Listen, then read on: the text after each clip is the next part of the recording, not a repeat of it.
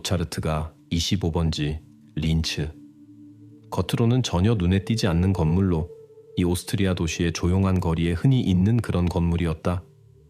바로 여기 최상층에 레어 아이그너의 스튜디오가 있었다.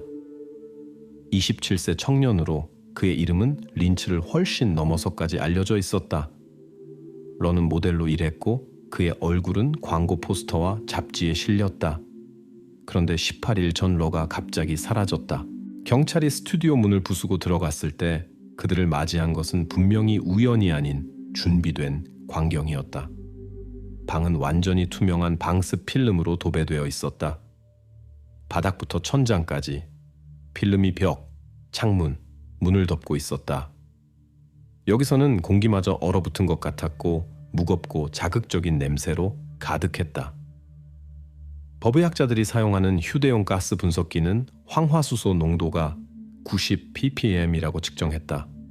이는 의도적이고 철저히 준비된 행동을 말하는 수준이었다. 방 한가운데에 레어 본인이 있었다. 그가 발견된 상태는 경험 많은 수사관들조차 충격에 빠뜨렸다. 얼굴과 손이 산에 의해 심하게 손상되어 있었다. 마치 누군가 의도적으로 그의 개성을 지우고 러를 알아볼 수 없는 존재로 만들려 한 것 같았다. 경찰은 즉시 스튜디오 접근을 차단했다. 누군가 매우 철저하게 흔적을 지웠다는 것을 이해했기 때문이다. 게다가 그가 사라진 지 거의 3주가 지난 후에 이 장소가 주인을 찾도록 한 방식으로 말이다. 수사 결과 러폰의 마지막 활동은 바로 이 거리. 모차르트가의 기지국에서 18일 전 22시 14분에 포착되었다고 밝혀졌다. 그 이후로 기기는 꺼져 있었고 생명의 징후를 보이지 않았다. 이웃들은 나중에 9월 18일 밤 건물 전체에 압축기가 작동하는 지속적이고 단조로운 소음이 퍼졌다고 회상했다. 또한 일부 거주자들은 계단에서 용재와 비슷한 이상한 냄새를 맡았다고 했다. 러가 사라진 그날 저녁에는 거리에 폭우가 내렸다.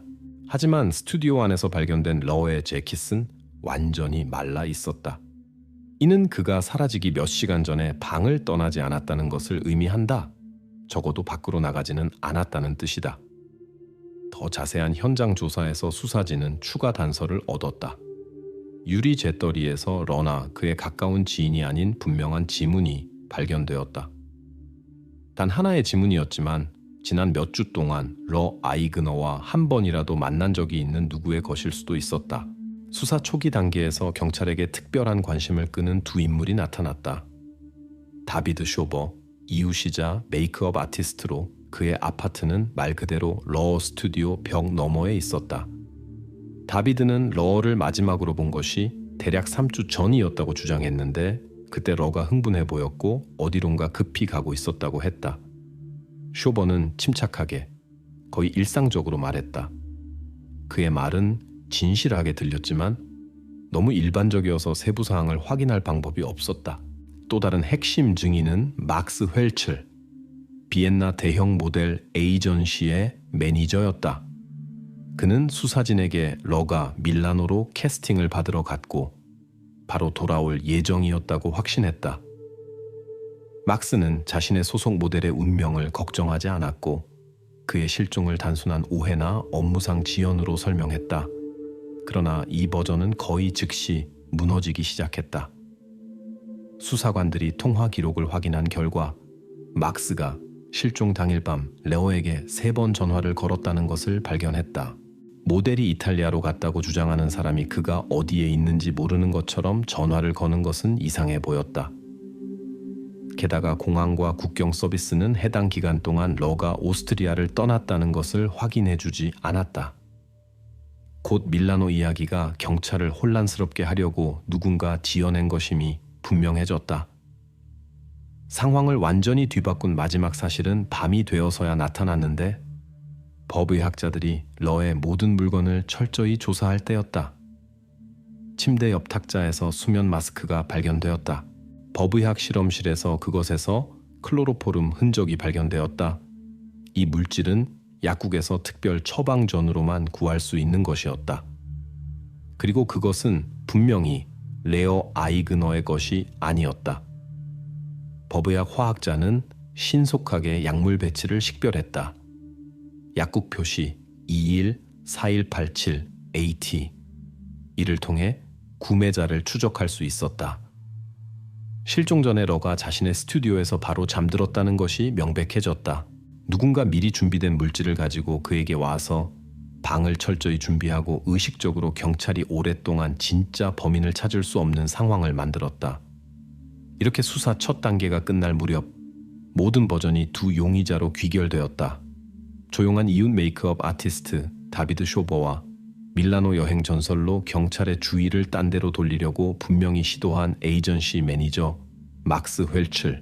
경찰은 정확히 누가 레어 아이그너의 외모를 근본적으로 수정하기로 결정했는지, 그리고 그러한 잔혹한 행동의 진정한 이유가 무엇인지 알아내야 했다. 매 시간마다 수사는 매우 눈에 띄지 않게 남아있고 싶어 하는 사람의 숨겨진 동기와 철저히 위장된 행동으로 더 깊이 빠져들었다.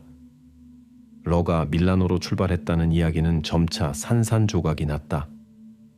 수사관들에게는 러 주변에 누군가가 의식적으로 경찰을 잘못된 방향으로 유도했다는 것이 명백했다. 하지만 어떻게 여행에 대한 신화가 많은 사람들에게 그렇게 설득력 있게 보였을까? 수사관들의 작업은 가까운 사람들에 대한 조사로 시작되었다. 러의 부모인 마리아와 토마스 아이그너는 아들과의 메시지 교환을 보여주었다. 채팅에서 실종 하루 전 러가 계획을 바꾸었다는 것이 분명해졌다. 그는 어머니에게 여행이 성사되지 않을 것이라고 알렸지만 취소 이유는 설명하지 않았다. 마리아에게는 그 메시지가 평범해 보였고 걱정을 불러일으키지 않았다. 모델 업계에서는 그러한 연기가 정기적으로 일어났기 때문이다. 그러나 공식적으로 러는 항공편을 취소하지 않았다. 오스트리아 항공에 문의했을 때 법의학자들은 그의 이름으로 된 항공편 예약을 발견했지만 이상한 세부 사항이 나타났다. 항공권이 실제 비용 지불을 의미하지 않는 가상 은행 카드로 결제되었다. 이 발견은 단 하나의 의미만 있었다. 항공권이 디지털 흔적을 남기고 준비 중인 여행의 외관을 만들기 위해서만 발행되었다는 것이다. 수사관들은 러의 매니저인 막스 휠츠에게 돌아가서 공항이 러의 출발에 대한 모든 데이터를 공식적으로 부인했음에도 불구하고 왜 그가 자신의 소속 모델이 오스트리아를 떠나 밀라노로 갔다고 계속 확신 있게 주장했는지 설명하라고 요구했다. 막스 휠츠는 침착하게 거의 무관심하게 반응했고 자신의 사건 버전을 반복했다. 그의 말에 따르면 그는 단순히 레어 본인의 말을 전한 것뿐이었다. 막스는 수사진에게 자신이 개인적으로 출발 데이터를 재확인하지 않았고 자신의 직원의 전문성을 신뢰했다고 확신시켰다. 이것은 논리적으로 들렸지만 의심스럽게 편리했고 수사관들은 더 중요한 확인을 찾기 위해 계속했다. 린츠 지방법원의 승인을 받아 비엔내에 있는 막스 휠츠의 모델 에이전시 사무실에서 수색이 실시되었다. 문서와 서신 중에서 법집행기관 직원들은 밀란 캐스팅 레어 PDF라는 제목의 파일을 발견했다. 겉으로는 완전히 평범해 보였다. 에이전시의 공식 헤더, 캐스팅 날짜와 장소에 대한 표준 항목들, 그리고 행사를 조직했다고 하는 브랜드의 로고. 더 자세히 조사한 결과 그러한 브랜드는 전혀 존재하지 않는다는 것이 밝혀졌다. 문서는 교묘한 위조품으로 분명히 레어에게 제안의 진정성을 확신시키기 위해 만들어진 것이었다. 이것은 노골적이고 의도적인 거짓 흔적으로 설명이 필요했다. 그러나 가장 놀라운 것은 나중에 밝혀졌다. 막스 자신의 이동을 확인한 결과 러가 실종된 밤에 막스가 18시 이후에 린츠에 물리적으로 있을 수 없었다는 것이 밝혀졌다. 프라하 공항 출입국 관리소의 공식 데이터가 22시 35분에 그의 체코 입국을 확인했다. 도장과 국경 일지 기록의 진위성은 의심의 여지가 없었다. 바로 9월 18일, 러의 폰이 신호를 보내지 않기 시작한 지 21분 후에 막스가 오스트리아와 체코 국경을 넘었다. 시간과 거리가 확인되었고 분 단위로 정확하게 확인되었다. 막스는 유로시티 176호 열차를 이용했고 280km를 3시간 40분에 주행했다. 전자티켓은 미리 구매되었으며 이는 자발성이나 거짓 알리바이 시도에 대한 모든 의혹을 제거했다. 따라서 의심스러운 파일과 초기 의혹에도 불구하고 막스 웰첼은 신뢰할 수 있고 반박할 수 없는 알리바이를 얻었으며 이는 러 아이그너가 실종된 순간에 린치에 있었을 가능성을 배제했다. 이제 용의자의 범위는 한 사람으로 좁혀졌다. 다비드 쇼버, 이웃이자 메이크업 아티스트로. 경찰에게 말한 것보다 훨씬 더 많이 알고 있는 것 같았다. 수사진이 막스의 에이전시를 조사하는 동안 쇼버는 침착함을 유지했고 자신에게 관심을 끌려고 하지 않았다. 하지만 이제 수사관들은 그에게 완전히 집중하기로 결정했다. 러와 이웃들의 메시지 교환을 조사한 결과 다비드와의 관계가 전혀 이상적이지 않았으며 일부 메시지에는 숨겨진 갈등의 징후가 있었다는 것이 나타났다. 하루가 끝날 무렵 분명해졌다. 캐스팅에 대한 버전은 주의를 딴 데로 돌리기 위해 철저히 계획된 작전이었다. 그리고 막스가 범죄 자체에서는 무죄였지만 그는 여전히 수사관들에게 정확히 누가 그에게 조작된 과제를 보냈는지 그리고 왜 누군가 러 자신을 속일 필요가 있었는지 설명할 수 없었다. 경찰은 다시 린치에서 러 주변에 초점을 맞췄다. 실제 위협이 이전에 생각했던 것보다 훨씬 가까이에 숨어 있었다는 것이 분명해졌고 새로운 단계마다 수사관들을 해답에 더 가깝게 이끌었다. 수사에서 전환점이 왔다. 수사관들이 다비드 쇼버의 삶과 활동에 대한 심화 연구를 시작했다. 형사들의 주의를 끈 특이한 세부 사항은 러가 실종되기 4일 전 쇼버가 갑자기 플루오르화 수소산 구매를 위한 리치 라이센스를 신청했다는 것이었다. 전문적으로 메이크업을 담당했고 그러한 등급의 화학 물질을 다룬 적이 없었던 사람에게는 이상한 선택이었다. 경찰은 다비드의 아파트를 수색하고 거기서 그들을 추가 신문의 필요성에 대해 최종적으로 확신시킨 물건들을 발견했다. 거실에서 화장품과 전문 메이크업 장비 사이에서 수사관들은 클로로포름이 든 빈 유리병을 발견했다.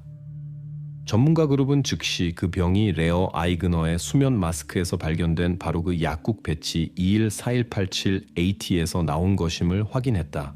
우연의 일치는 배제되었고 수사진은 쇼버와 러의 실종 사이의 직접적인 연관성에 대한 직접적인 증거를 얻었다. 게다가 현관에서 트라운시에 위치한 체엠 로지스틱스 회사의 송장이 발견되었다. 문서들은 시약 배치 수령을 확인했다. 11kg의 40% 플루오르화 수소산과 5kg의 농축 황산. 송장은 다비드 쇼버 본인이 서명했고 9월 19일자로 되어 있었다.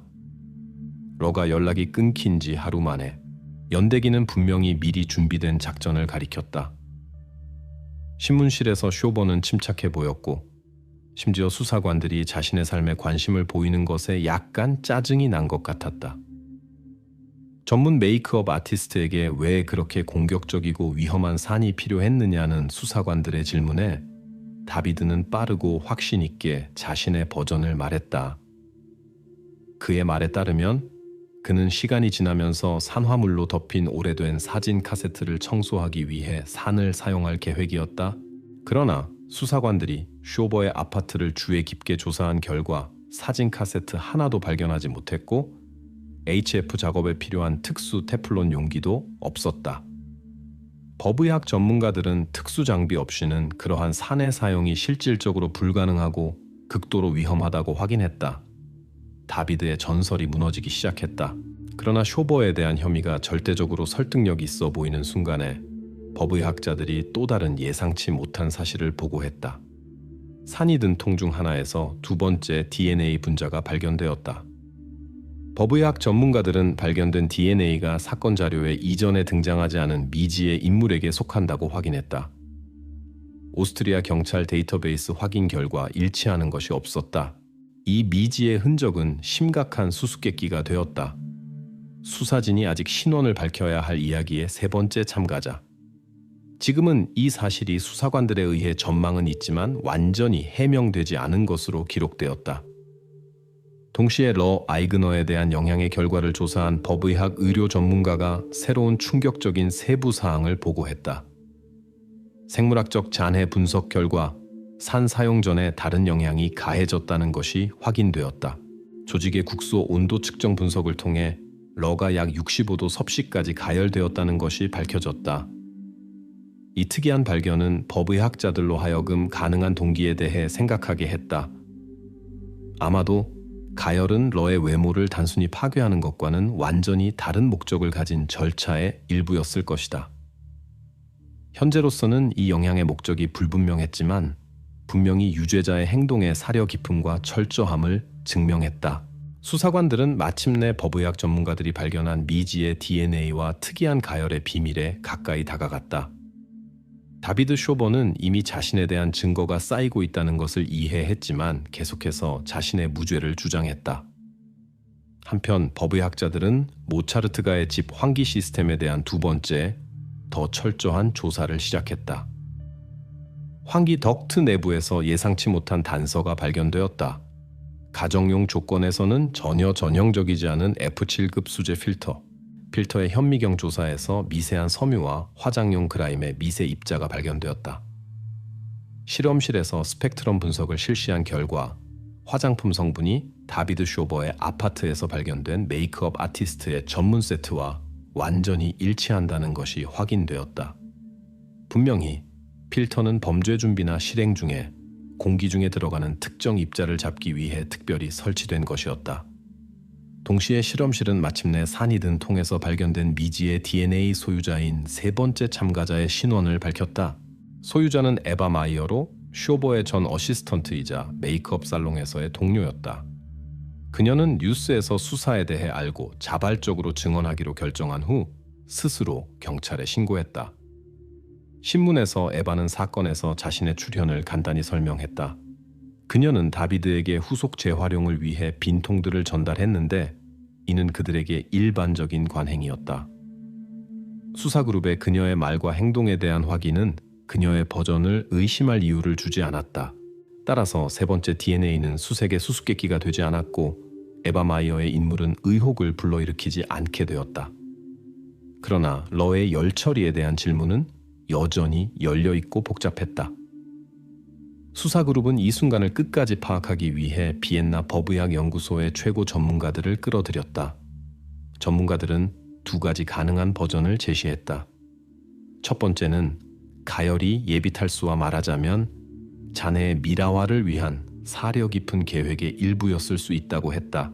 그러한 접근법은 산 영향 후 신원 확인을 상당히 어렵게 만드는 목적을 가질 수 있었다. 두 번째 버전은 더 실용적이고 덜 이국적이었다. 전문가들은 쇼버가 방에 붙인 폴리에틸렌 층을 미리 건조시키기 위해 열을 사용했다고 추정했다. 이렇게 해서 화학 물질의 증기가 방에 훨씬 더 오래 머물렀을 것이고 따라서 그들의 영향이 더 효과적이고 치명적이 되었을 것이다. 이 가설은 기술적 관점에서 충분히 근거가 있어 보였고 수사진에 의해 가장 현실적인 것으로 받아들여졌다. 한편 언론에서는 통에서 DNA가 발견된 에바 마이어의 공모에 대해 적극적으로 논의하기 시작했다. 언론은 센세이션을 찾으려고 하면서 그녀를 거의 두 번째 용의자로 제시하려고 했다. 경찰은 공식적으로 그녀의 알리바이를 재확인해야 했다. 신문과 기록 분석 결과 바로 범죄 당일에 에바가 대형 전문 학교에서 메이크업 마스터 클래스를 진행했다는 것이 나타났다. 전체 수업이 온라인으로 방송되었고 학교의 내부 비디오 감시 시스템에 녹화되었으며 이는 2023년 보안 표준에 완전히 부합했다. 비디오는 수사관들에 의해 철저히 확인되었고 수업에서 에바의 참석이 문서로 확인되고 공증인에 의해 인증되었다. 거짓 흔적이 공식적으로 닫혔고 마이어는 용의자 목록에서 완전히 제외되었다. 그러나 수사관들이 다비드 쇼버에 대한 혐의를 최종적으로 정리하기 전에 경찰 기술그룹이 그의 아파트 수색에서 압수된 전자기기들에 대한 심화 분석을 실시했다. 특별한 관심을 끈 것은 노트북으로 그 캐시에서 영어로 된 매우 이상한 검색 쿼리가 발견되었다. Blind with acid but alive. 산으로 실명시키되 살려두기. 이 쿼리의 메타데이터가 손상되어 있어서 정확한 실행 날짜를 복원할 수 없었다. 그럼에도 불구하고 그러한 검색 자체의 사실이 문서화되었고 의식적인 의도의 증거가 되었다. 이것은 아마도 완전히 실현되지 않았을 수도 있는 훨씬 더 무서운 초기 계획을 가리켰다. 이제 수사진은 쇼버의 동기를 범죄 연대기와 연결하는 데 최종적으로 집중했으며 이전에 불분명했던 모든 세부 사항들이 구체적이고 명확하게 생각된 목적을 가지고 있었다는 것을 이해했다. 다비드 쇼버는 더 이상 레어 아이그너를 상대로 한 미리 계획되고 차갑고 잔혹한 작전으로 수사진 앞에 드러난 사건에서 우연이나 우연의 일치에 의존할 수 없었다. 레어 아이그너가 발견된 지 3개월 후 수사가 끝에 다다랐다. 수사관들은 이미 범죄의 세부 사항과 최근 몇 년간 가장 끔찍한 사건 중 하나를 조직한 사람의 동기에 대해 완전한 이해를 가지고 있었다. 경찰이 수집한 모든 증거는 직접적이고 반박할 수 없이 러의 이웃이자 전문 메이크업 아티스트인 다비드 쇼버를 가리켰다. 그의 범죄는 질투뿐만 아니라 깊이 숨겨진 개인적 적대감에 의해 야기된 철저히 계획되고 잔혹한 행위임이 밝혀졌다. 실종 당일 밤인 9월 18일 약 21시 30분경 다비드 쇼버는 레어를 자신의 집으로 초대하여 야간 촬영을 위한 특이한 아이디어를 제안했다. 러는 속임수를 의심하지 않고 믿었다. 이미 아파트에서 다비드는 클로로포름의 적신수면 마스크를 그에게 건네주었다. 그 순간부터 러는 더 이상 저항하거나 어떤 것도 바꿀 수 없었다. 이웃의 실종 후 곧 다비드는 미리 주문한 산에 배송을 받았다. 수사진은 문서를 조사한 후 그의 유죄를 최종적으로 확신했다. 리치 라이센스와 시챔 로지스틱스 회사의 송장은 쇼버가 의식적으로 범죄를 준비했다는 철증이 되었다. 범죄 현장 조사 첫날에 발견된 잿더리의 지문도 쇼버의 것으로 그가 몇 주 동안 러에게 가지 않았다는 그의 말을 최종적으로 반박했다. 수사는 쇼버가 자신에게 알리바이를 제공하려는 모든 시도도 완전히 반박했다. 러의 폰이 바로 그의 아파트에서 연결이 끊어진 후 다비드의 디지털 흔적, 은행 카드 거래, 지역 상점, 로열티 카드 데이터, 가 9월 18일부터 그가 린치를 1분도 떠나지 않았다는 것을 확인했다. 증거 사슬의 마지막 방울은 쇼버의 노트북 분석이었다. 바로 거기서 Blind with acid but alive 검색 쿼리가 발견되었다. 전문가들은 이 쿼리가 단순히 레어를 추하게 만들려는 의도를 확인하는 것뿐만 아니라 다비드 쇼버의 병리학적 상태의 모든 깊이를 보여준다고 생각했다.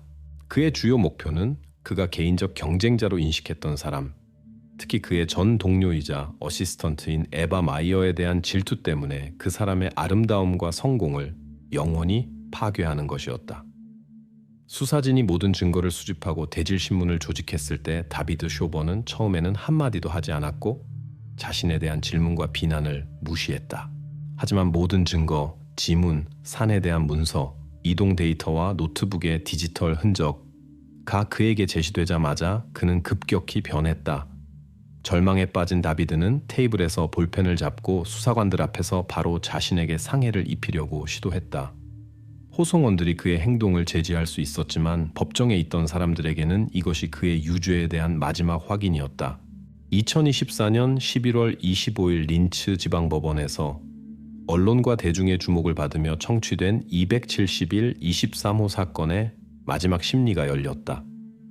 법원은 어떤 정상 참작 사유도 찾지 못했다. 오스트리아 형법 75조와 176조에 근거하여 다비드 쇼버는 제기된 혐의의 모든 항목에서 유죄 판결을 받았다.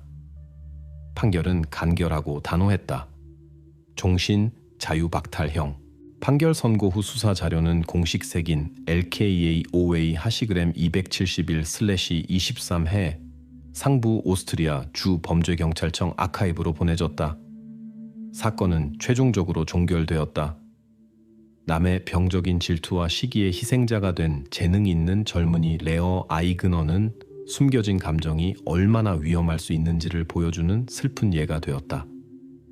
그의 이름은 친구들과 가까운 사람들의 기억에 무자비한 범죄에 의해 잔혹하게 중단된 밝은 삶의 상징으로 남았다.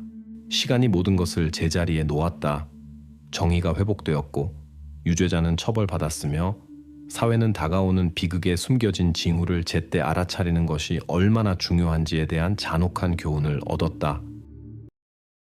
2024년 4월 3일 저녁, 산티아고 데 콤포스텔라 대학교 생물학과 대학원생인 젊은 아이리아 바렐라가 갈리시아의 작은 도시 로살리아 데 카스트로 거리의 조용한 집을 떠났다. 마지막으로 그녀를 본 사람은 68세의 주거단지 관리인인 이웃 로사 토레스로 이리아가 대략 18시 40분경 집으로 돌아오는 시간을 확인했다. 그 후 소녀는 마치 공기 중으로 사라진 듯했다. 사흘간의 침묵, 그리고 아무런 흔적도 없었다. 그러나 4월 7일 아침 이리아의 고양이 루아가 입에 이상한 물건을 물고 나타났다. 다이니마 시티티프티시스로 만든 밝은 라임색 로프 조각이었다. 이런 소재는 이 지역에서는 거의 볼 수 없는 것이었다. 수사는 안토니오 모랄레스 경감이 맡았다. 고양이가 가져온 로프가 즉시 그의 주목을 끌었다. 모랄레스는 신속한 감정을 지시했고 전국까지 수사관들은 그 소재의 희귀성을 확인했다. 갈리시아에서는 이런 종류의 로프가 거의 판매되지 않으며 특히 이렇게 특이한 밝은 라임색은 더욱 그랬다. 이 소재의 흔적은 로살리아 데 카스트로 거리 뒤편 유칼립투스 계곡에서도 작은 끌린 자국 형태로 발견되었다. 이웃들의 증언은 그날 저녁 사건에 대한 대략적인 그림만을 제공했다. 로사 토레스는 자신의 말에 확신했지만 그녀의 증언은 짧은 시간대만을 다뤘다. 두 번째 중요한 증인인 이리아의 이웃 비루노 칸달리카은 소녀의 부모에게 그녀를 조금 늦게 봤다고 말했다. 그녀가 몇 분간 그에게 들렀다가 도시의 동물학 세미나에 가려고 했다고 했다. 그녀의 전화와 관련된 디지털 기록이나 GPS 신호가 발견되지 않았기 때문에 아무도 이 주장을 확인할 수 없었다. 두 사람이 의심을 받게 되었다. 첫 번째는 바로 그 이웃인 브루노 칸달로, 40대 남성이며 혼자 살면서 목공일을 한다. 수사관들은 브루노가 이리아가 실종된 저녁에 그녀를 본 마지막 사람이라는 점에 주목했다. 그와 소녀 사이의 관계는 친근해 보였지만 표면적이었다. 그러나 수사부는 브루노가 다른 누구도 확인하지 않은 이리아의 계획에 대해 알리고 있다는 사실을 무시할 수 없었다. 두 번째 의혹은 수사부가 지역 농부의 증언을 들은 후 제기되었는데 그가 그날 저녁 어떤 히치하이커에 대해 언급했기 때문이었다. 농부에 따르면 이 신원불명의 남성이 회색 폭스바겐 T4 밴 근처 도로변에 서 있었다. 농부는 히치하이커가 명백히 동요하고 서두르는 모습이 이상하다고 생각했다. 그러나 농부는 번호판을 기억하지 못했다. 처음에 모랄레스 경감의 주인은 완전히 의심스러운 회색 밴으로 옮겨졌다. 경찰 순찰대는 즉시 히치하이커나 밴의 흔적을 찾기 위해 지역을 수색하기 시작했다. 갈리시아에는 수백 대의 유사한 차량이 있었고 각 소유자를 개별적으로 확인해야 했다. 수십 명의 지역 주민이 신문받았지만 이틀간의 작전 후에도 수사부는 구체적인 단서를 얻지 못했다.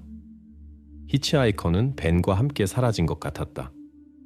감시 카메라 확인도 결과를 주지 못했다. 그날 저녁 회색 폭스바겐 T4의 흔적은 하나도 기록되지 않았다. 수사부는 이 길이 막다른 길임을 인정할 수밖에 없었다. 그러나 바로 거짓 단서가 사라지기 시작할 때 모랄레스 경감의 손에 새로운 문서가 들어왔다.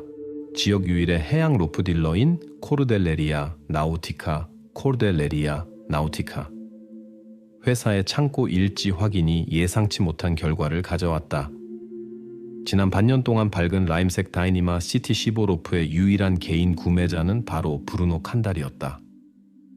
게다가 구매일은 2024년 2월 14일로 이리아 바렐라 실종 거의 2달 전이었다.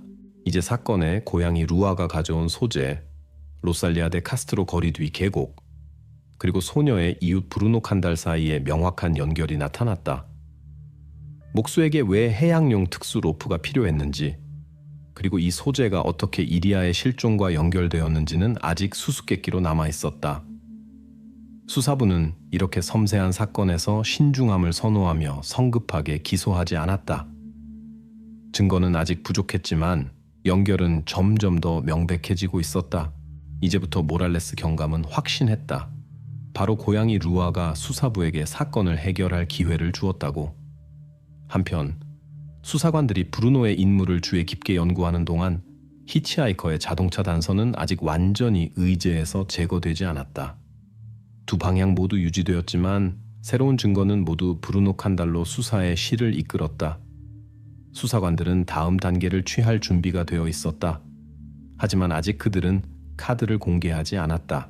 왜냐하면 이 사건은 라임색 로프 조각처럼 아직 밝혀지지 않은 끝이 있었기 때문이다. 다음 날 아침은 목수 브루노 칸달의 작업장 수색으로 시작되었다. 안토니오 모랄레스 경감은 해당 법원 명령을 받았다. 작전팀은 정확히 아침 9시에 현장에 도착했다. 브루노는 수사관들을 차분하게 맞이했고 조사를 방해하지 않았다. 겉보기에 브루노 칸달은 갈리시아의 다른 주민들과 다를 바 없었다. 42살의 독신 남성으로 소박하게 살면서 주문 제작 가구를 만드는 일을 했다. 작업장은 집에 딸린 부속 건물에 있었다. 내부에는 특별할 것이 없었고 단지 깔끔하게 정리된 도구들, 나무 재료들, 그리고 레커와 오일이 담긴 선반들이 있었다. 그러나 수사관들의 주요 목표는 브루노에게 왜 120m의 극히 희귀하고 특수한 등반용 다이니마 CT25 로프가 필요했는지에 대한 답을 찾는 것이었다. 이미 수사부에 알려진 바와 같이 이 소재는 가구 제작과 명백한 관련이 없었고 더욱이 독신 목수의 일상생활과도 관련이 없었다. 시설을 조사하던 중 경감의 주의를 끈 것은 닫힌 창고 문이었다. 브루노는 즉시 열쇠를 제시했고 반대 의사를 표명하지 않았다. 내부에서 수사관들은 큰 나무 릴을 발견했는데 그 위에 밝은 라임색 로프가 깔끔하게 감겨 있었다. 끝부분은 납땜 램프로 조심스럽게 녹여져 있었다. 옆에는 노즐에 그을음이 남아있는 램프 자체가 놓여 있었다. 시설 조사 후 젖은 인장이 찍힌 원본 청구서가 압수되었다. 거기에는 다이니마 CTH15 120m 2024년 2월 14일이라고 적혀 있었다. 구매 사실이 최종적으로 확인되었다. 브루노 자신도 부인하지 않았고 즉시 수사관들에게 그 소재가 오직 작업을 위해 필요했다고 설명했다. 그의 말에 따르면 로프를 사용해서 오일 함침 과정 중에 크고 무거운 나무 제품을 매달았다고 했다. 범죄 수사 전문가는 목수의 설명에 의문을 표했다. 이런 작업장에서는 보통 튼튼한 금속 체인을 사용하는데 다이니마 로프는 튼튼하긴 하지만 이런 일상적인 목적으로는 너무 비싸고 특이하기 때문이었다. 그럼에도 불구하고 당시에는 브루노의 말을 거짓말이라고 여길 직접적인 근거가 없었다. 한편 수사관들은 또 다른 증인의 증언을 얻었다. 인근 제재소 소유주 프란시스코 로베이라. 로베이라는 4월 3일에서 4일 밤 사이에 브루노 작업장 창문에서 희미한 불빛을 봤다고 주장했다. 프란시스코에 따르면 그 불빛은 거의 새벽까지 켜져 있었다. 증인은 이를 뚜렷하게 기억했는데 늦은 목재 하역을 마치고 새벽 3시경 집으로 돌아가고 있었기 때문이었다. 이는 그날 밤 집에서 조용히 잠을 자고 어디에도 나가지 않았다고 주장한 브루노의 말과 강하게 모순되었다. 브루노의 신문은 평온하게 진행되었다. 피의자는 침착하게 행동했고 불안을 표하지 않았으며 자신의 사건 버전을 굳게 고수했다. 그의 증언은 명확했고 세부 사항에서 벗어나지 않았다. 그는 이웃이 실수했거나 본 것을 잘못 해석했을 수 있다고 주장했다. 그러나 수사부는 이 모순을 사건 자료에 기록했다. 실험실 직원들은 즉시 압수된 로프가 감긴 릴을 세심하게 조사하기 시작했다. 소재의 표면은 의심스럽게 깨끗했다. 나중에 로프가 용재로 처리되었음이 밝혀졌다. 이리아 바렐라의 표면 흔적은 발견되지 않았다. 이는 발견의 중요성에 의문을 제기할 수 있는 것 같았다. 수사부는 잠시 이 길이 잘못되었다고 생각했다. 그러나 범죄 수사관들은 소재에 대한 더 깊은 연구를 주장했다.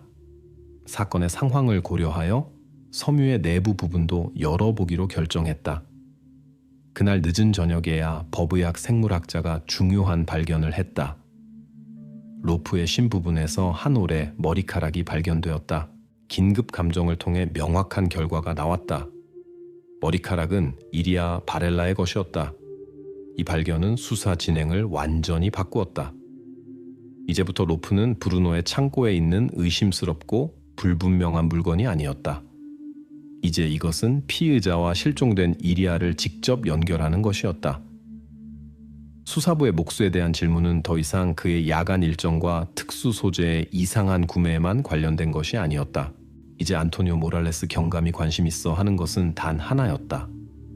어떤 상황에서 이리아가 브루노가 구입한 로프와 연결될 수 있었는가? 브루노 자신은 이리아의 머리카락이 소재에서 나온 것에 대해 명료하게 설명할 수 없었고 계속해서 자신의 무죄를 주장했다. 그는 소녀가 책장 제작을 의논하기 위해 그의 작업장에 몇 번 들렀다고 언급했다. 수사부는 그런 방문이 실제로 이전에 있었음을 확인했다. 그러나 현재 수사 상황에서 이 버전은 약해 보였다. 이제 모랄레스 경감은 브루노의 다른 주장들도 철저히 확인하고 프란시스코 로베이라에 대한 또 다른 신문을 실시할 예정이었다. 아마도 이웃이 증언을 보완하거나 새로운 세부 사항을 제공할 수 있을 것이다. 수사부는 아직 일어난 일의 전체 그림을 갖지 못했지만 질문의 범인은 브루노 칸달의 인물과 그가 다이니마 시티 아서 로프를 어떻게 사용했는지 주변으로 상당히 좁혀졌다. 한편 히치하이커와 그의 신비한 회색 폭스바겐 T4는 여전히 수사의 주변부에 남아 있었다. 새로운 단서가 나타나지 않는 동안 수사관들은 이 버전을 열어두되 적극적인 발전 없이 유지할 수밖에 없었다. 로프심에서 이리아의 머리카락이 나온 후 수사부는 소녀의 주변 환경으로 관심을 돌렸다. 모랄레스 경감의 직원들은 그녀의 사생활을 더 자세히 연구하고 이리아가 브루노와 얼마나 가깝게 교류했는지 그리고 실종 당일 저녁에 자발적으로 그의 작업장을 방문할 수 있었는지 알아보기로 했다. 수사부는 빠르게 또 다른 불일치를 발견했다.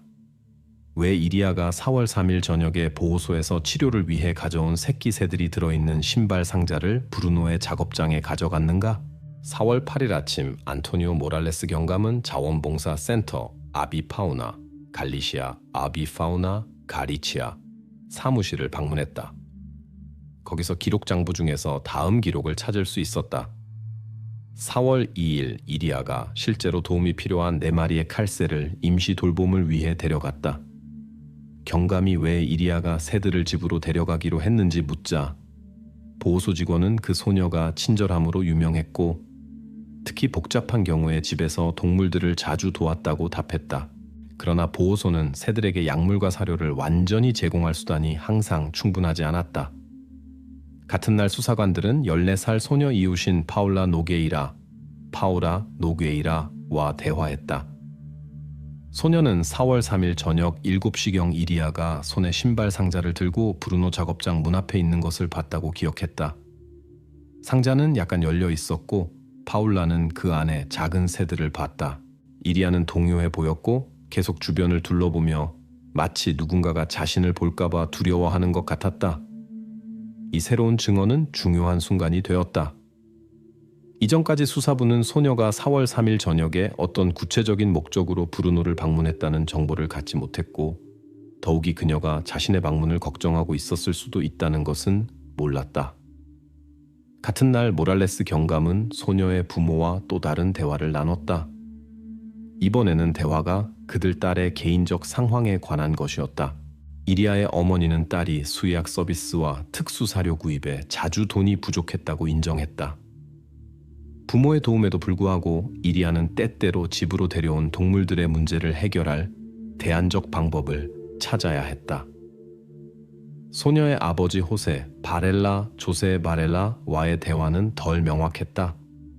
그는 딸이 최근에 새끼 새들을 집으로 데려온 것에 대해 아무것도 모른다고 확신 있게 말했다. 그러나 수사관들은 4월 3일 호세 바렐라 이름으로 지역 애완동물 용품점에서 발행된 영수증을 발견했다. 영수증에는 전문 사료 구입에 대한 상당한 금액이 적혀 있었다. 아버지는 구매 사실을 부인하지 않았지만 이것이 딸의 요청이었고 중요하다고 생각하지 않아서 단순히 기억하지 못했다고 설명했다.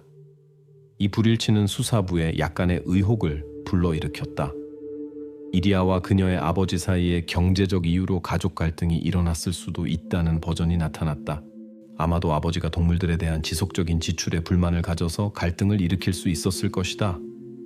그러나 바렐라 부모의 가족 통신과 은행 명세서를 더 철저히 조사한 결과 심각한 경제적 문제는 발견되지 않았다. 이런 배경에서 긴장이 존재할 수 있었지만 갈등이 정확히 이리아 실종 당일에 일어났다는 실제 확인은 찾을 수 없었다. 4월 8일 저녁, 수사관들의 관심을 다시 브루노의 작업장으로 돌리는 사건이 일어났다. 바렐라 가족집을 재수색할 때 창고에서 새끼 새들을 돌보는 데 사용된 사료가 들어있는 용기가 발견되었다. 용기 표면에는 같은 다이니마 CT-15로프의 작고 거의 보이지 않는 섬유들이 묻어 있었다. 범죄수사 실험실 전문가들이 몇 시간 후 이를 확인했다. 자세한 조사 결과 사료통 자체가 이미 더러워진 채로 바렐라 가족집에 들어왔음이 분명했다. 수사부는 고양이 루아가 바렐라 가족의 부엌이 아니라 아마도 브루노 작업장의 인근 마당에서 용기를 가져왔다고 결론지었다. 이는 심각한 가족 갈등에 대한 버전을 완전히 약화시켰다. 이제 수사부는 아버지가 산 사료가 브루노의 작업장에 있을 수 있지만 호세 바렐라 자신의 잘못은 아니라고 추정했다. 소녀가 새끼 새들이 든 상자와 사료 용기를 가지고 자발적으로 이웃에게 갔고 아마도 도움이나 조언을 얻기를 희망했던 것 같았다. 이리아가 작업장에 도착한 후 정확히 무슨 일이 일어났는지는 불분명했다. 브루노는 이전에 소녀가 책장 제작을 의논하러 왔다고 말했고 새들에 대해서는 아무것도 모른다고 했다. 히치하이커와 회색벤에 대한 버전은 아직 새로운 발전을 얻지 못했다. 수사관들은 이를 열어두었지만 새로운 세부 사항이 나타나기를 기다리며 확인에 자원을 쓰지 않았다. 이제 수사관들의 관심은 실종 전 마지막 며칠 동안 이리아와 브루노 간의 접촉 세부 사항에 완전히 집중되었다. 증거는 그들 사이에 이전에 추정했던 것보다 더 긴밀한 연결이 존재했음을 분명히 보여주었고 방문 전역 소녀의 행동은 그녀가 복잡하거나 불편한 상황에 있었음을 증명할 수 있었다. 4월 9일 아침 수사부는 예상치 못한 전화를 받았다. 지역 산림관리원 에밀리오 세익삿 48C가 아침 순찰 중 로살리아 데 카스트로 거리 뒤 계곡에서 이상한 흔적을 봤다고 보고했다. 모랄레스 경감은 즉시 작전팀을 그곳으로 보냈다. 계곡 조사는 이상한 결과를 가져왔다. 익숙한 끌린 흔적 외에도 전문가들은 진한 유성 페인트의 새로운 얼룩을 발견했다. 이제 수사부를 점유한 질문은 이 얼룩들과 브루노의 작업장 사이에 무엇이 공통점일 수 있는가? 유성 페인트 얼룩은 이미 연구된 끌린 흔적 바로 옆에서 발견되었다. 에밀리오는 이 경로를 정기적으로 지나다니며 얼룩들이 최근에 아마도 며칠 전에 나타났다고 설명했다. 그는 신선한 페인트가 오래된 오염에서는 특징적이지 않은 눈에 띄는 광택을 가지고 있어서 주목했다고 했다. 수사팀은 토양 샘플을 채취하여 즉각적인 분석을 위해 범죄수사 실험실로 보냈다. 전문가들은 비교 연구를 실시하여 계곡의 토양 샘플과 브루노의 작업장에서 이전에 발견된 물질인 Teak Oil Walnut 브랜드 유성 페인트를 확인하기로 했다. 몇 시간 후 화학자들은 첨가물 구성이 완전히 동일하다고 확인했다. 이는 계곡의 페인트와 브루노 작업장의 페인트가 같은 것임을 의미했다. 안토니오 모랄레스 경감이 이 결과를 브루노 칸달에게 알렸을 때 피의자는 차분하게 답하며 이미 알려진 사건 버전을 반복했다.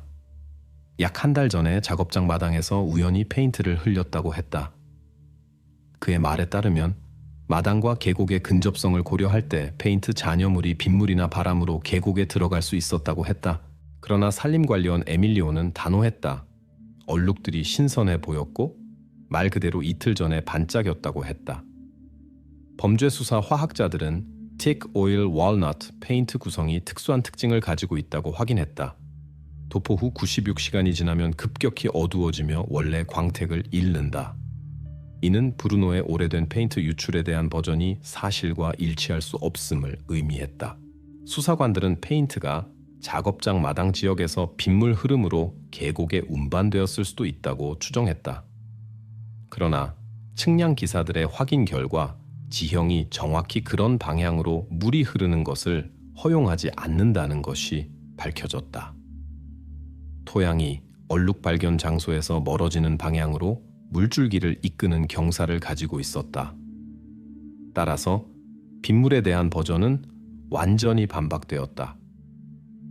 빗물 흐름에 대한 거짓 단서는 최종적으로 닫혔다. 한편 수사관들은 브루노의 작업장, 다이니마 로프, 그리고 유성 페인트 사이에 견고한 연결이 존재한다는 것을 깨닫기 시작했다. 겉보기에 관련이 없어 보이는 이 두 물건이 사건의 핵심 증거로 판명되었다. 그러나 가장 예상치 못한 발견이 그날 저녁 모랄레스 경감을 기다리고 있었다. 법의학 전문가가 제공한 보고서는 일어난 일에 대한 이해를 완전히 바꾸었다. 보고서에 따르면 발견된 끌린 흔적은 피해자가 이미 사망한 후에 이동되었음을 분명히 보여주었다.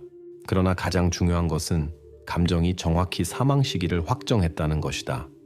이는 36시간 전 이내에 일어났다. 이는 이리아 바렐라가 실종 후 거의 이틀 동안 살아있었음을 의미했다. 이제 수사부는 그녀가 그 모든 시간 동안 어딘가 근처에 억류되었을 수 있다는 점을 고려해야 했다. 그러나 이미 실시된 철저한 조사에도 불구하고 수사관들은 이리아가 마지막 시간까지 있을 수 있었던 장소를 찾지 못했다. 전문가들은 이리아가 살아서 억류되었던 위치에 대해 정확한 답을 줄 수 없었다. 하지만 이제 수사부는 그 모든 시간 동안 소녀가 근처에, 아마도 아주 가까이에, 말 그대로 이 지역을 여러 번 확인한 수색팀의 한 발 거리에 있었다는 것을 정확히 알게 되었다. 나타난 정보는 수사관들로 하여금 브루노의 마당과 작업장을 다시 한번 주의 깊게 조사하게 했다. 철저한 확인과 범죄 수사관들과 함께한 여러 번의 재검토에도 불구하고 소녀가 그곳에 머물렀던 흔적은 아직 발견되지 않았다. 모랄레스 경감은 계곡 주변의 수색 구역을 즉시 확대하고 가장 가까운 부속 건물들에 대한 또 다른 더 세부적인 확인을 실시하도록 지시했다.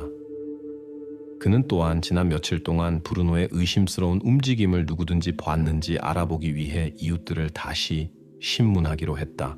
이 새로운 발견은 사건을 상당히 복잡하게 만들어 더욱 다층적이고 예측할 수 없게 만들었다. 수사부에게는 중요한 무언가가 놓쳤고 수사 방향을 완전히 바꿀 수 있는 어떤 세부 사항이 있다는 것이 명백해졌다. 하지만 지금까지 모든 증거는 다시 한 곳으로 브루노의 작업장과 모든 것이 시작된 그의 신비한 다이니마 CTF-25 로프로 이어졌다.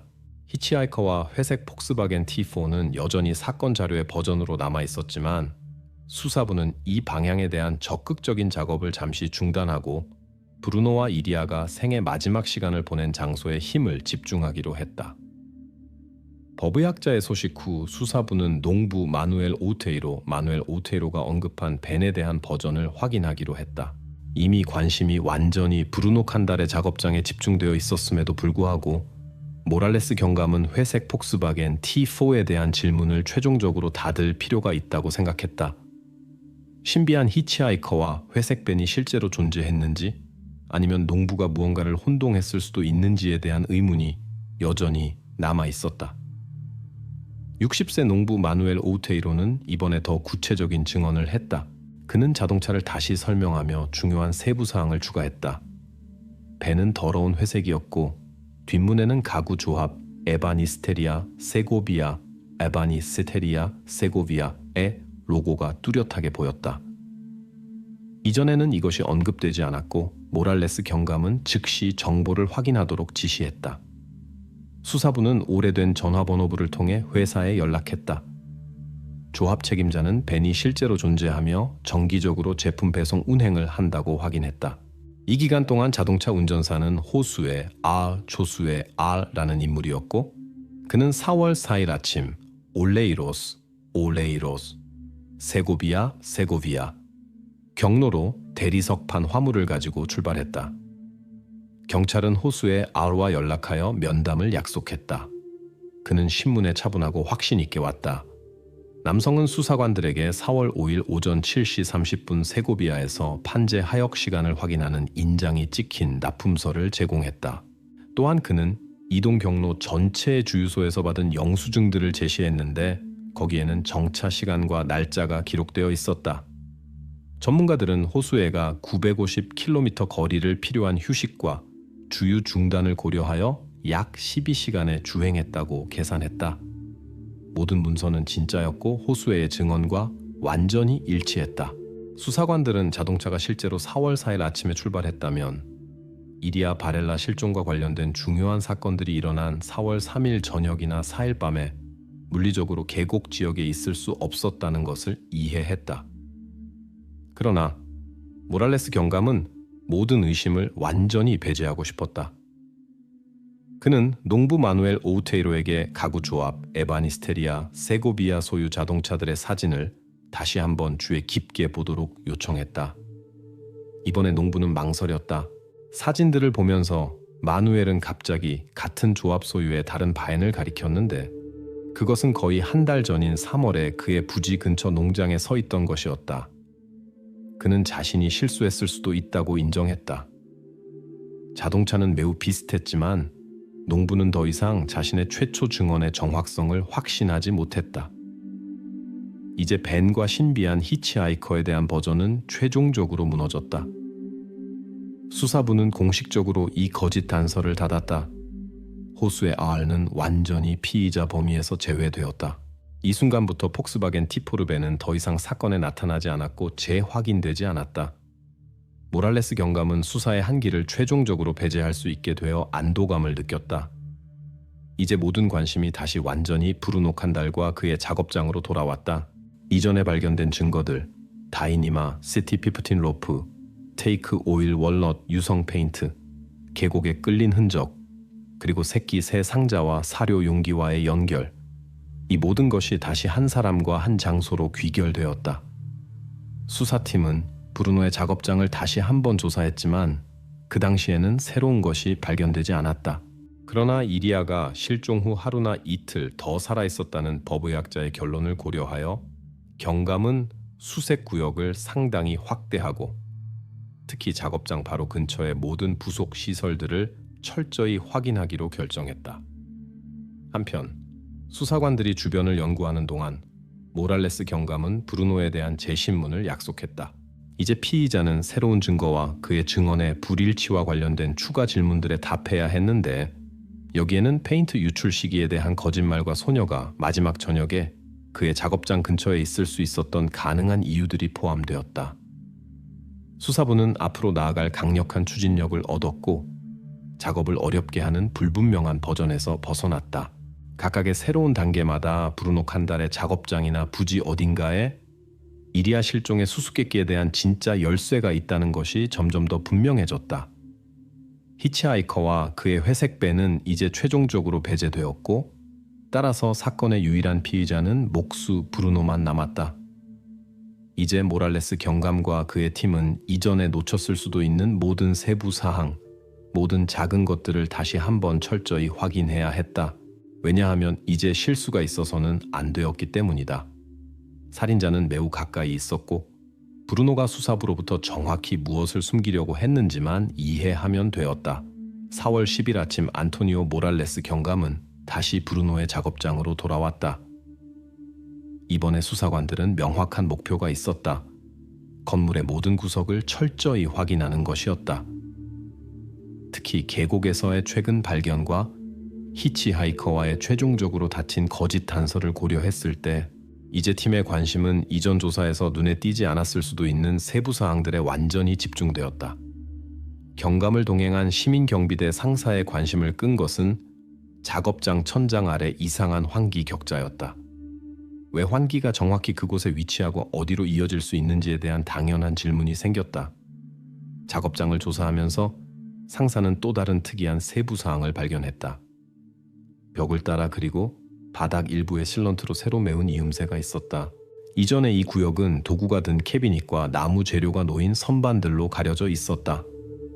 이제 그것들이 해체된 후 새로운 실런트 선이 즉시 눈에 띄었다. 환기 격자의 철저한 조사는 더욱 귀중한 결과를 가져왔다.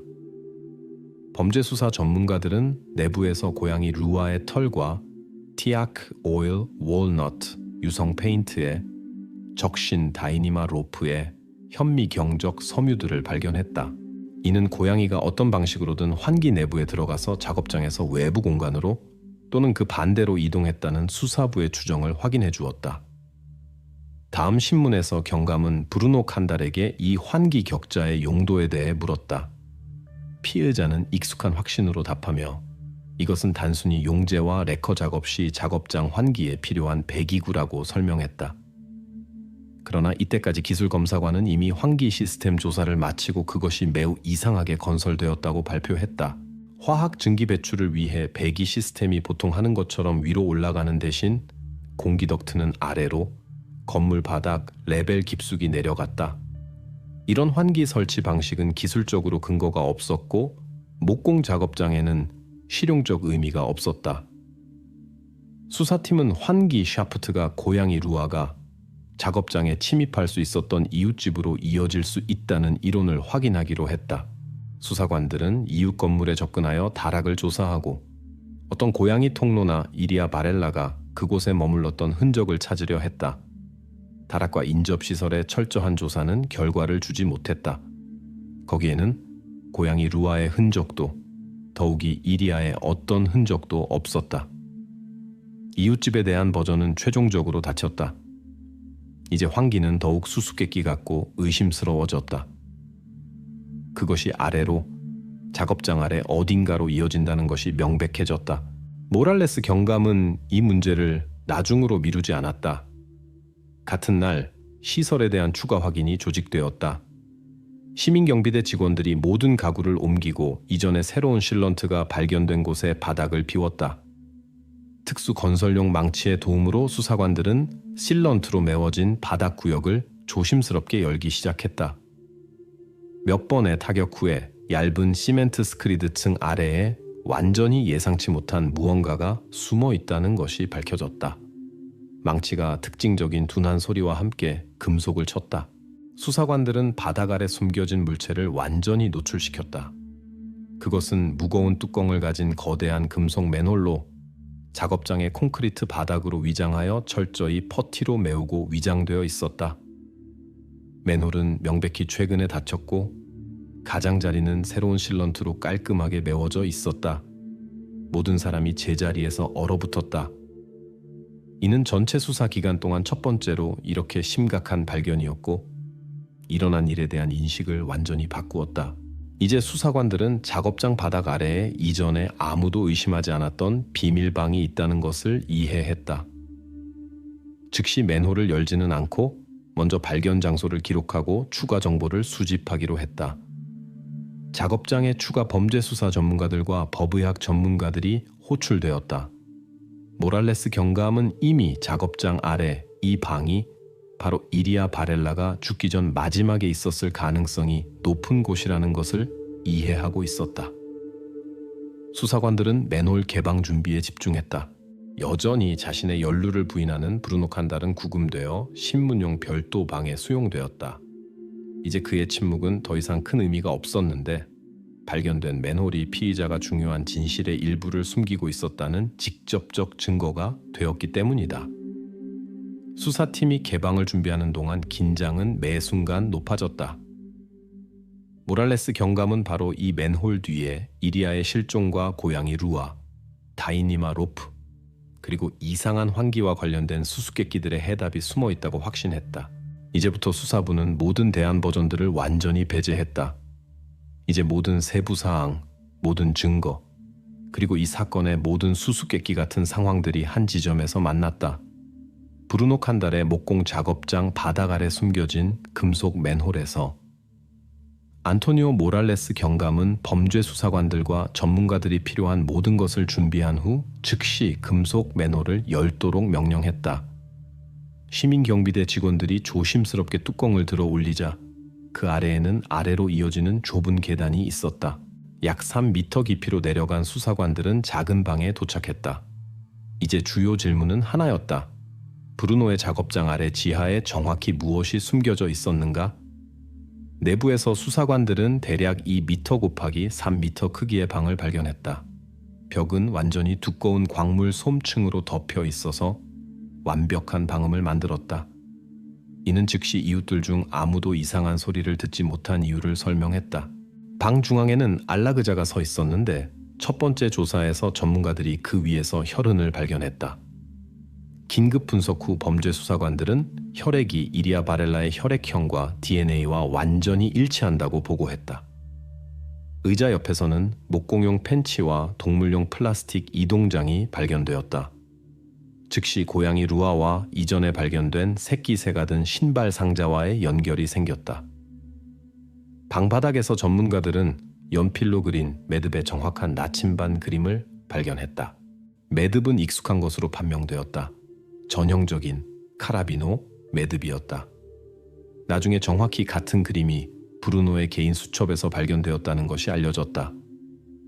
맨홀 개방 후 수사관들은 다시 브루노를 신문하려 했지만 그는 자신에게 불리한 증언을 하지 않을 권리에 대한 스페인 헌법 제24조를 언급하며 어떤 질문에도 답하기를 거부했다. 그의 침묵은 놀라운 일이 아니었지만 이제 그것은 더 이상 결정적 의미가 없었다. 증거가 든 지하가 스스로 말하고 있었기 때문이다. 발견에 대한 세부 연구를 위해 모랄레스 경감은 지역 요트클럽의 매듭 전문가를 초청했다. 그는 발견된 카라비노 매듭 그림이 주로 다이니마 CTH25를 포함한 튼튼한 등반용 로프로 빠르게 풀리는 고리를 만들기 위해 사용된다고 확인했다. 이는 매듭, 로프, 그리고 브루노를 하나의 논리적 사슬로 최종적으로 연결했다. 한편 수사관들은 또 다른 예상치 못한 물건을 발견했다. 방 구석에 놓여있던 작은 GPS 목걸이. 첫 번째 조사에서는 목걸이가 이리아 자신의 이동을 통제하기 위해 사용되었을 수도 있다고 추정했다. 그러나 장치분해 결과 CM카드가 없고 배터리가 최근 80% 방전되었다는 것이 밝혀졌다. 이는 장치가 아주 최근에 켜졌다는 것을 의미했지만 수사관들은 왜 그리고 어떤 목적으로 그랬는지 이해하지 못했다. 질문은 열린 채로 남았고 수사부는 이를 추가 조사까지 연기했다. 가장 심각하고 무거운 발견이 수사관들 앞에 기다리고 있었다. 방의 먼 부분에 좁은 벽 돌출부로 시야에서 가려진 곳에 틈새가 발견되었다. 거기서 이리아를 찾았다. 수사관들은 즉시 법의학 전문가를 호출했고 그는 1차 조사 후 소녀가 약 36시간 전에 사망했다고 확인했다. 이는 계곡 흔적에 대한 법의학 전문가의 예비 결론과 일치했다. 이리아의 목에는 이미 잘 알려진 밝은 라임색 다이니마 CT25 로프로 만든 고리가 조여져 있었다. 고리에 사용된 매듭은 방 바닥과 브루노의 수첩에서 발견된 그림과 완전히 일치했다. 이 단계에서 누가 일어난 일에 대해 책임을 지는지에 대한 어떤 의심도 남지 않았다. 그러나 사실들의 명백함에도 불구하고 많은 세부 사항들이 여전히 알려지지 않은 채로 남아 있었다. 수사관들은 왜 정확히 이리아가 피해자가 되었는지, 그리고 이상한 발견인 SIM 카드 없는 GPS 목걸이가 그녀의 실종에서 어떤 역할을 했는지 이해하지 못했다. 수사부는 브루노의 연루를 확신했지만 그의 동기와 행동의 세부 사항은 아직 밝혀지지 않은 채로 남아 있었다. 브루노는 경찰서에 구금되어 있었고 모랄레스 경감은 이미 수사의 다음 단계가 바로 그 운명적인 저녁의 동기와 사건 순서를 밝히는 것과 관련될 것임을 이해했다. 범죄수사팀은 시설 조사와 모든 세부사항 기록을 계속했다. 이제 이리아가 작업장 지하에서 포로로 잡혀 있었고 다이니마 시티 25 로프가 범죄의 주요 도구였다는 것이 명백해졌다. 고양이 털과 이동장 발견 사실 자체가 고양이 루아가 이전에 그곳에 있었고 아마도 바로 그 고양이가 수사부가 브루노의 흔적을 찾을 수 있게 해준 첫 번째 증거를 가져왔다는 것을 확인했다. 이제 주요한 것만 밝히면 되었다. 정확히 무엇이 브루노로 하여금 그런 범죄를 저지르게 했는지, 그리고 왜 모든 것이 정확히 그렇게 일어났는지. 모랄레스 경감과 그의 팀이 범죄 현장에서 작업을 계속하는 동안 사건의 긴장은 절정에 달했다. 수사관들은 아직 브루노가 묵묵히 간직하고 있는 남은 질문들에 대한 답을 얻어야 했다. 작업장 아래 방이 발견된 후 수사부는 피의자인 브루노 칸달 자신에게 집중했다. 이제 모든 증거가 테이블 위에 있었고 안토니오 모랄레스 경감은 그의 완고한 침묵에도 불구하고 브루노로부터 다시 한번 설명을 얻으려고 했다. 열린 채로 남은 질문은 이리아 바렐라의 죽음이 사고일 수 있었는가? 4월 11일 아침 수사팀은 지하방에 대한 또 다른 세부 조사를 실시했다. 바로 그때 안락 의자 좌석에서 작은 수첩이 보관된 비밀 틈새가 발견되었다. 조심스럽게 꺼낸 후 전문가들은 그 안에 퀵 리리즈 노트, 매듭의 도식이 5페이지에 걸쳐 자세히 그려져 있는 것을 봤다. 바로 이리아의 목에 다이니마 로프로 조여진 고리에 사용된 그 매듭이었다.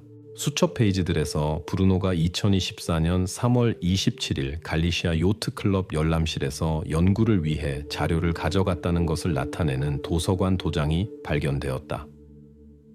이는 브루노가 이리아 실종 일주일 전에 복잡한 매듭 수행 기술을 목적을 가지고 연구했다는 것을 의미했다. 게다가 시설에서는 피의자가 이 시간마다 깔끔하게 온도계 수치를 기록한 이상한 온도 일지가 발견되었다. 전문가들은 이것이 안정적인 조건을 유지하려는 시도를 증명할 수 있다고 추정했다. 아마도 칼새를 포함한 살아있는 생물들이나 이리아 자신을 위해서. 모랄레스 경감은 법의학자와 직접 상담하여 발견된 매듭이 브루노가 변호사를 통해 주장한 대로 우연히 조여질 수 있었는지 알아보기로 했다. 전문가는 매듭이 고정된 후 조이기 위해서는 추가적인 힘이 필요하다고 명확히 답했다. 따라서 사고에 대한 버전은 극히 가능성이 낮아 보였다. 한편 브루노의 변호사는 피의자의 공식 입장을 발표했다. 그의 발표에 따르면 일어난 모든 것은 이리아의 완전한 동의해 자발적인 게임의 결과로 일어난 비극적 사고일 뿐이었다. 수사부는 법의학자의 결론과 매듭의 기술적 세부 사항을 고려하여 이 주장을 회의적으로 받아들였다. 같은 날 범죄 수사관들은 이전에 발견된 GPS 목걸이를 완전히 확인했다. 감정 결과 목걸이에 이리아가 이전에 돌봤던 칼새들과 정확히 일치하는 새 배설물 흔적이 있다는 것이 밝혀졌다. 목걸이에서는 소녀의 어떤 흔적도 발견되지 않았고 수사부는 장치가 그녀를 통제하기 위해 사용되었을 수도 있다는 버전을 최종적으로 버렸다. 따라서 GPS 목걸이에 대한 거짓 단서는 최종적으로 닫혔다. 4월 11일 저녁 모랄레스 경감은 이전에 발견된 모든 증거를 한 테이블에 모은 최종 회의를 조직했다.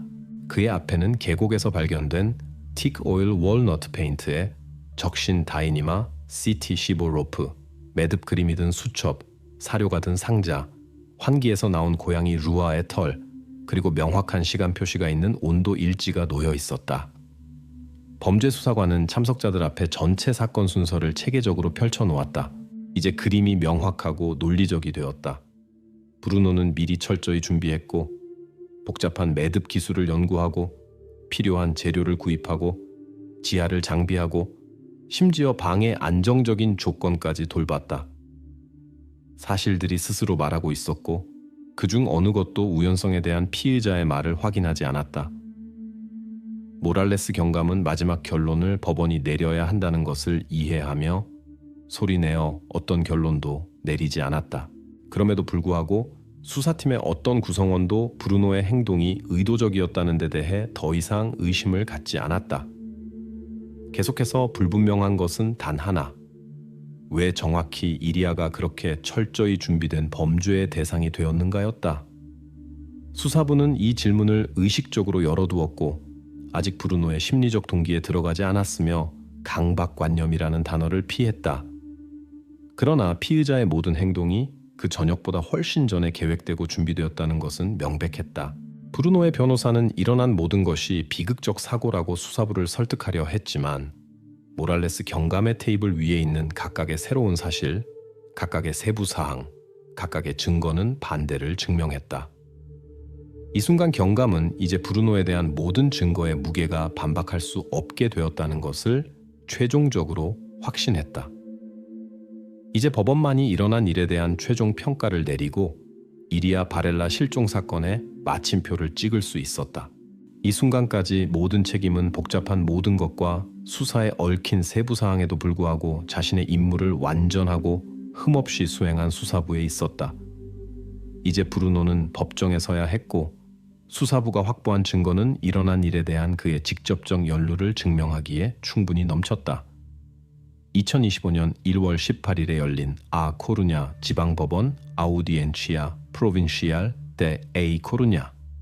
재판은 이리아 바렐라의 죽음에 관한 복잡한 사건의 절정이 되었다. 법정에는 소녀의 친척들, 경찰 대표들, 기자들, 그리고 수사 시작부터 사건 전개를 지켜본 지역 주민들이 참석했다.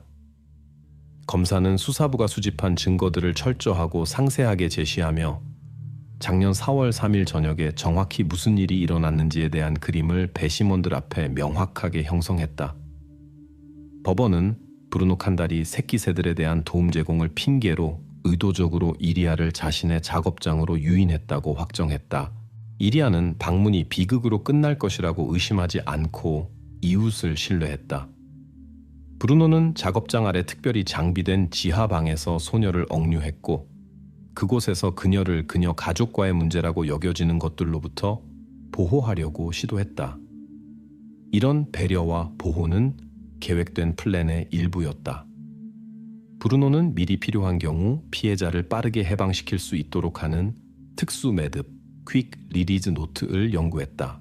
그러나 매듭을 조일 때 브루노는 너무 큰 힘을 가했고 이것이 이리아의 질식으로 이어졌다. 일어난 일에 놀란 브루노는 범죄 흔적을 없애려고 시도했다. 그는 유해를 로살리아대 카스트로 거리 뒤 유칼립투스 계곡으로 옮겨서 사건을 사고나 도로 사고처럼 보이게 하려고 했다. 하지만 곧 어떤 이유로든 다시 돌아와서 모든 것을 지하로 다시 숨겼다. 법정에서는 수집된 모든 증거가 제시되었다.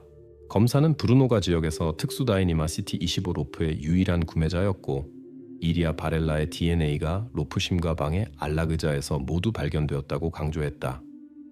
계곡에 끌린 흔적은 티카 오일, 월넛 오일과 섞여 있었고 이는 브루노가 작업장에서 사용한 유사한 오일의 구성과 직접적으로 일치했다. 인근 제재소 소유주 프란시스코 로베이라의 증언도 못지않게 중요했는데 그는 이리아 실종 밤에 작업장의 불빛을 명확히 지적하여 브루노의 야간 알리바이를 반박했다.